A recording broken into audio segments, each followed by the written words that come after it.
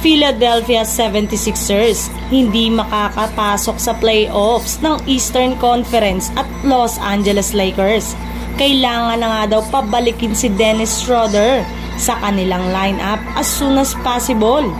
Yan nga ang mga pag-uusapan natin mga ka-frontcourt for today's video. Simula nga sa pagiging championship contender, ayon sa mga ESPN analyst ng nagdaang off-season, ay bumagsak nga po ang Philadelphia 76ers sa pagiging isa sa mga worst team sa buong NBA.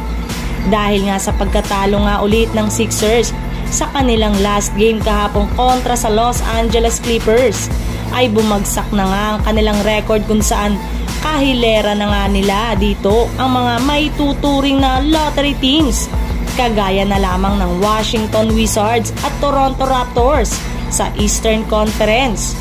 Portland Trail Blazers at Utah Jazz naman sa Western Conference. Kaya ngayon pa lang ay mismong mga analyst na nga ng ESPN ay umamin na nagkamali nga sila sa kanilang prediction sa 76ers at masyado nga silang napasobra sa paghanga dito dahil sa dami ng talento ngayon sa kanilang lineup. Hindi nga nila inakala na ganito ang magiging resulta ng binuong bagong super team ng Philadelphia ngayong taon. Pero marami rin naman ng mga bagay na nakaapekto talaga ng sobra sa 76ers ngayon, kagaya na lamang ng pagtatamo ng injury ng lahat ng kanilang mga superstar na siyang rason bakit sila maagang bumagsak sa standings at magkaroon na lamang ng 4.2% na tsansa na makapasok sa playoffs. Samantala, simula nga sa pag-average ni D'Angelo Russell last year sa Los Angeles Lakers ng 18.3 points, 6.3 assists, 3.1 rebounds sa kanyang 45.6% shooting sa field goal at 41.5 shooting sa 3-point line,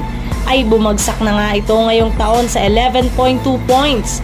5 assists at 2.3 rebounds sa kanyang 38.2% sa field goal at 28.9%